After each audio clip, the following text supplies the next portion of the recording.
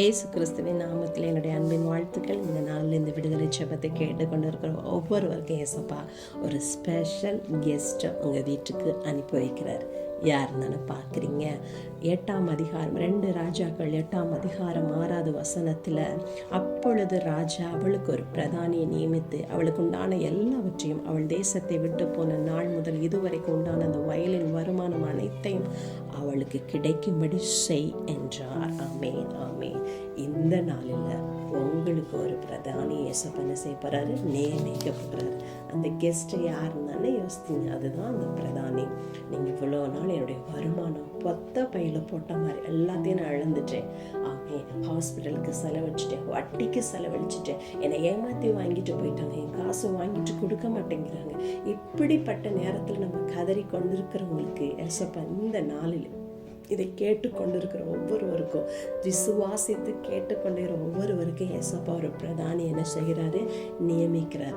அந்த பிரதானி இந்த நாளில் நீங்கள் என்னென்ன வருமானத்தை இழந்தீங்களோ, என்னென்னத்தை இழந்தீங்களோ அதெல்லாவற்றையும் கிடைக்கும்படி ஏசப்பா ஒரு பிரதானியை நியமித்து அவனுக்கு ஒரு கட்டளை கொடுத்து எனக்கு என்ன செய்கிறாரு? அனுப்ப போகிறாரு. இந்த 8ஆம் அதிகாரத்தில் நம்ம பார்க்கும்போது, ஒரு ஸ்திரீ இருக்காங்க, அந்த தேசத்தில் பஞ்சம்.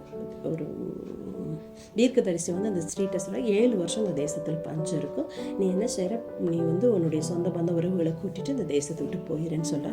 அவள் பக்கத்து தேசத்தில் போய் கூட்டியிருக்கிறா. அப்போ 7 வருஷம் கழிச்சு திருப்பி வரும்போது அவள் அந்த 7 வருஷம் இழந்த வருமானத்தை எனக்கு வேணும்னு சொல்லி யார்கிட்ட போய் முறையிடா? ராஜா. அப்போ தான் ராஜா அவளுக்கு ஒரு பிரதானியை நியமித்து அந்த 7 வருஷம் இழந்த வருமானத்தெல்லாம் அவளுக்கு கொடுக்கும்படி, அவளுக்கு என்னென்ன இழந்தாரோ அதெல்லாம் அந்த வருமானம் அவளுக்கு கிடைக்கும்படி அவள் என்ன செய்கிறாரு? ஒரு பிரதானியை அவளுக்கு நியமித்து அவளுக்கு ஒரு தீர்ப்பு சொல்கிறாரு.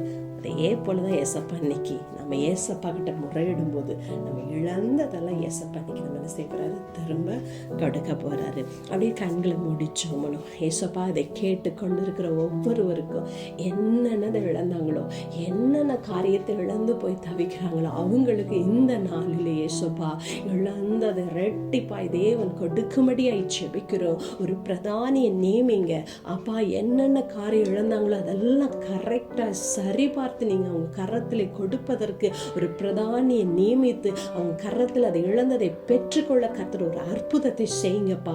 இந்த நாளில் அவங்க ஒரு விடுதலை பெறணும் ஏசப்பா. இழந்ததை பெற்றுக்கொள்வதற்கு அப்பா ஒரு விடுதலை அப்பா அவங்களுக்கு கொடுக்கும்படியாய் ஜெபிக்கிறோம். நீர் அப்படியாய் செய்ய போறதுக்காய் நன்றி செலுத்துகிறோம். தாழ்த்தி உங்க கரத்தில் ஒப்பு கொடுக்கிறோம்.